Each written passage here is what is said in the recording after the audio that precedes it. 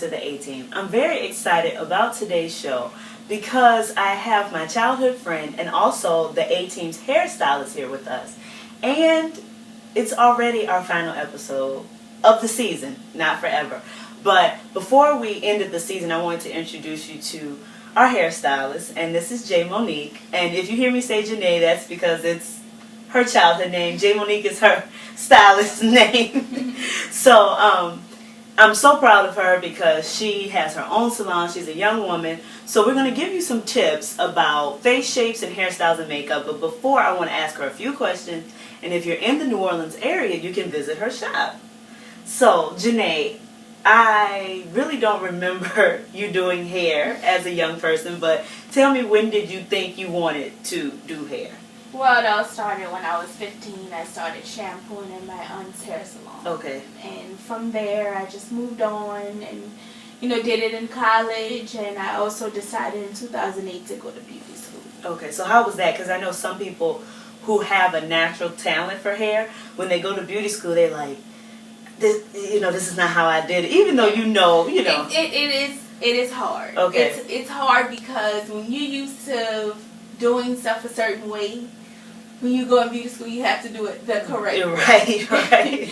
So it's hard. It's, something that we have to learn, the right, proper utensils, right, the procedures, and everything else that goes along with it. But it's a hard.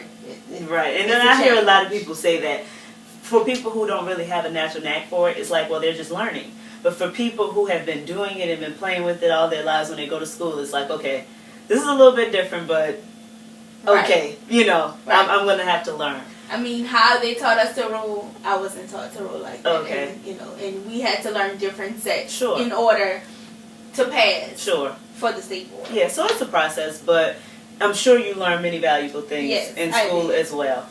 You have a new shop. Yes, I do. Tell us about your new shop and what you specialize in. My new salon is Journey's Hair Salon. It's located on 2735 St. Bernard Avenue, the split of St. Bernard and Paris. I specialize in color and cuts. Okay. Yes. And that's what you love to do? I love it. So what got you there into that being your specialty? Well, I've always did, my aunt always did a lot of short hair and color. Okay. And she would, teach me different stuff. And even when I went to beauty school, that was my focus. Okay. Because I'm not a person who wears weave. Okay. So I don't want to specialize in something that I don't do. Right. That I don't wear. Because I can't tell you, oh, this hair is good, sure, if I don't know it. If I don't wear it and, feel it. And I've always been a person to wear my natural hair. And I may change it up a couple of times and maybe put weave in it. But for the most part. But yes, for the most part, I love my short hair and I like color. Right. I love color. Okay. So, that's basically where it started from, my aunt teaching me different stuff, different techniques, and, I actually used to cut on her hair first. Okay. And then when I went to hair school, I improved, and as the years have gone on, I've gotten better and better and better. Cool. So, I think that's one of the cutting edge things and the thing you can stay, new and fresh with. Right. Fresh cuts and then living in New Orleans, and I don't want to say it as it's a bad thing, but we get things sometimes a little later than other people. So when we have stylists who are up on the forefront of the cuts and the colors, it helps us out a little bit because we get exposed to the other different things. So we're going to talk about different face shapes and give people tips on hair and makeup. And at the end, I'm going to ask you a few more questions. Ask you just to give us a few tips for daily styling and that kind of thing, because I'm horrible at styling my own hair and combing my own hair. So at the end, we'll give a few tips to people like me. Okay. So if you have a round face, what would you say is a good hairstyle tips for styling that round face? For a round face, you always want to keep it away from the ear. Keep a lot of volume away from your sides. A side swept bang would be the perfect style for you. Maybe a side swept bang with a bob or anything else. You just want to keep all of the volume away from your ear. Okay. Reason being that, it's round. Mm-hmm.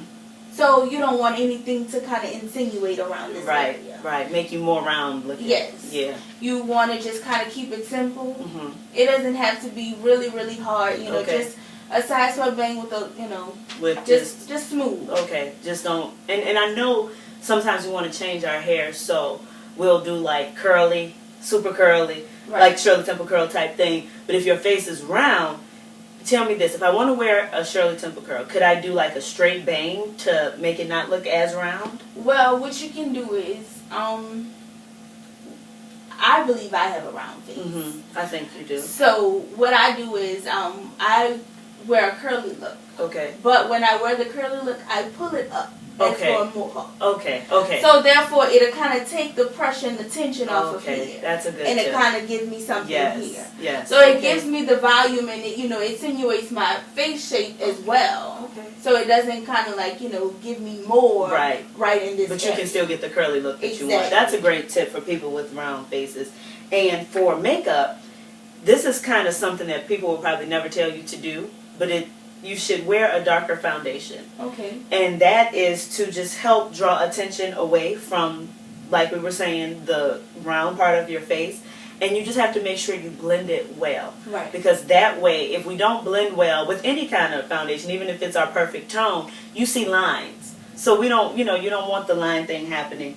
And it just gives the appearance of a slimmer face. Use the darker foundation in the hollow of your cheeks, where you get the most roundness. Right. That way, it helps to give you dimension. I can't really explain it, but when you put like concealer or lightener on, it gives your face depth.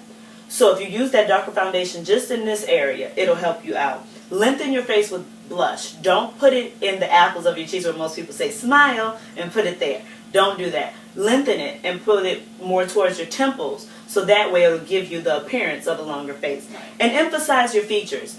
You probably have beautiful eyes, plump lips. Just take it, make sure you line your eyes. I love eyeliner. That's probably like my favorite. Eyeliner and mascara. So don't abandon your features. Pull them out, and then people won't be so focused on your round face. Right. And it's also, I'm not a person that wears a lot of makeup. But what I do is, like you said, I do with the blush. Yes. I do go, I stroke it up and down. And I wear eyeliner. Okay. But I'm not too big on like mascara and shadow. Yeah. And which I know that I should, because when I was in a wedding, just in June, and when the girl did my makeup, I was like, Right. So it kind of brings different stuff out, and she didn't do a whole lot. She did the wide eyebrows and, the liner and my lashes. And, just a tad bit of... Just something to just give a little you... shadow, just to kind of insinuate my face shape. And, the hairstyle that I had, and it was perfect. It really worked out. And if you're looking for somebody to kind of say, well, who can I look up who has, like a round face where I can look at their makeup and see what's done? Drew Barrymore. Google her.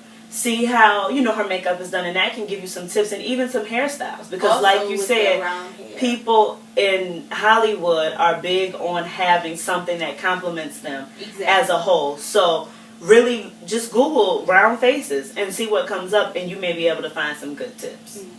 So a square face. If I have a square face, what would be some good hairstyle tips? Well, with the square face, you want to avoid things right here by the chin. Avoid everything. You don't want to do any bobs, no straight bobs, right here by the chin. Okay. You want to also, if you have long hair, you want to start your layers here and then gradually bring them down. Okay. So that, something to insinuate. You can do a curly look, that's no problem, but you don't want to bring nothing up here. Okay. Everything should just fall kind of flow down Yeah. to help you create a less of a... Exactly. And I don't want to say hard look, but it can be... To be so boxed. Right. It can be a difficult thing. And Jessica Simpson actually has a square face, and when I look at her picture, I realize how square her face actually is. So if you use a highlighter, it'll go in the center of the forehead to bring attention away from that, like we were saying, that square and that chisel, and to keep you soft looking. Right. And a rounded brow, I know sometimes if you wear too round of a brow, it'll look, I don't know, it'll look strange, let me say. Because I like to see that natural arch in a woman's brow. I don't really like to see it too round, but I can see with someone having a square face how a round brow could help you. And it doesn't have to be super round, but just more round than square. Because some people wear their brows square. I don't know. There's always something different going on. Exactly. But it's like you have to do something that best compliments you. And I think people don't really look at, like, when they put their makeup on, they don't really kind of look at their face shape and see what's really, what compliments them, what's best for them. Right. They kind of see maybe this is the new trend. Right. Let me try it. Right. But when you see it, you have to really kind of look at it and see what's best for you. Right. Right. And that's the thing. And you can do a plump, dramatic lip because that takes the attention away from the chiseled cheek, the chiseled chin and that. It softens it. So do a pouty lip. Do a red or a nice, plump, natural. I love a natural lip. Yes. That's, I can see. Sometimes we do natural lips and it's kind of, it looks just like shine. But find a lipstick that is natural, but I still see the color and gives you a little bit of a pout because it takes away from the dramatic. And don't bring your blush too high. These is where you do the apple of your cheeks because you don't really have a round cheek, so you want to make that appearance of a rounder cheek and a softer look. So those are just a few tips for the square. Right. And we're going to talk about, the last shape we're going to talk about is the heart face shape. Yes. What are some good hair tips for the heart face? The heart is also like the round. You want to avoid things in this area. As for, you can do a side swept bang. Okay. And, choppy layers. Okay. Layers start, like, here. Okay. So, you don't want to do them so much up here. You can just kind of gradually bring them maybe from the ear down. Okay. And just let them, Because you don't really want the height at the top. Yes. To make your face look longer. And then you don't want a lot of volume. A lot of people wear, like, their hair teased and different stuff in the crown. That, because it's already round in this area, right. You don't want anything to be too big up there. Sure. That's just like with the round. You don't want anything around here. Yeah. Just like that. So you just have to bring it maybe from your ears on down, layers. And just a straight look. Yeah. You can do curly and a side swept bang. And the side swept bang kind of just basically flows with everything. Yeah, and it does. And it's a good, easy thing to me. It makes it look, if you have long hair, it gives you something. If you have short hair, it gives you something. It's just a good thing. And it's funny that you said that because Reese Witherspoon has a round face. And if you notice, a heart-shaped face. If you notice, her hair is always straight. I don't really see her with a lot of curls. And her is long. I don't see her. She had a short, cute little cut. And like you said, it was choppy. Towards the bottom. Toward the bottom. Right, it was kind of, so she does well with her face shape because she has a heart-shaped face. And also, Jennifer Love Hewitt. Okay. She also has a heart-shaped face. So, and if you pay attention, they really just kind of wear it straight. They wear a little ringlets at the very right, and they keep it pretty simple for the most part. And even with the makeup, go for a natural brow. Leave your, your nice little natural arch in there because it's not so round. If you do round, then it's already round. But if you have a nice little arch in your brow, it gives you some dimension in your face. And you can whiten your chin with concealer. Right. It's easy to manipulate makeup and to make your face look like you want it to do. So just take some concealer and of course we can't change the shape of our faces, but it'll give you a little something different. Also, avoid too much blush. It's kind of like with the round face. You already have attention here. Yes. So you can just do a little bit to highlight that area, but not too much because 9 times out of 10 that's the spot that we're conscious of if we have a heart shape or a round face. So those are just a few tips, and next season we're going to come back and bring you different face shapes and some more tips and makeup and stuff. But before we go, I'm horrible at combing my hair. I don't care if it's short, long, or whatever. So what would be some tips that you would give for like an everyday person, even people who are good at it, but just everyday style tips for trying to do something with your hair? If you have long hair, if you have layers, maybe some people may get a roller set. There's different ways you can do it. You can kind of pin it to the back and just let your layers hang to the front.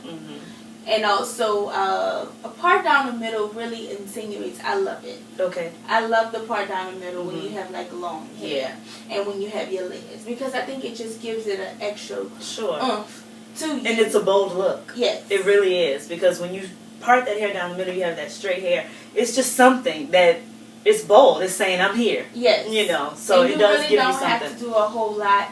And as for short hair, the key about short hair, I tell my customers, I tell my clients, and everyone that I see, when you have a great, I tell you, great short haircut, there's no need for, you don't even have to get your hair done. Okay. You can wash it and style it however you like. Okay.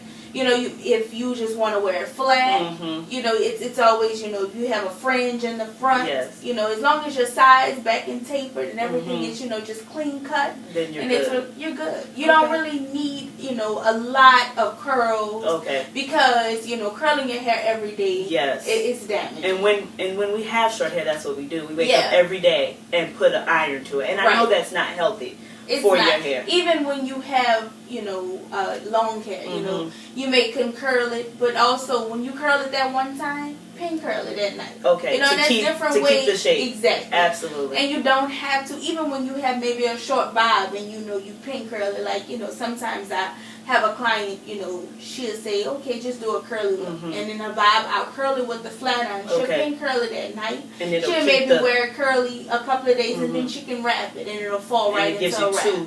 Two looks. Exactly. And I know it can be difficult because, like, now you see more products for mixed people, you know, mixed women, African Americans, Caucasians, because our hair is, I call hair is like fabric to me. Right. Because it's all the same thing, but it's so many different fabrics, and every fabric is going to do something different.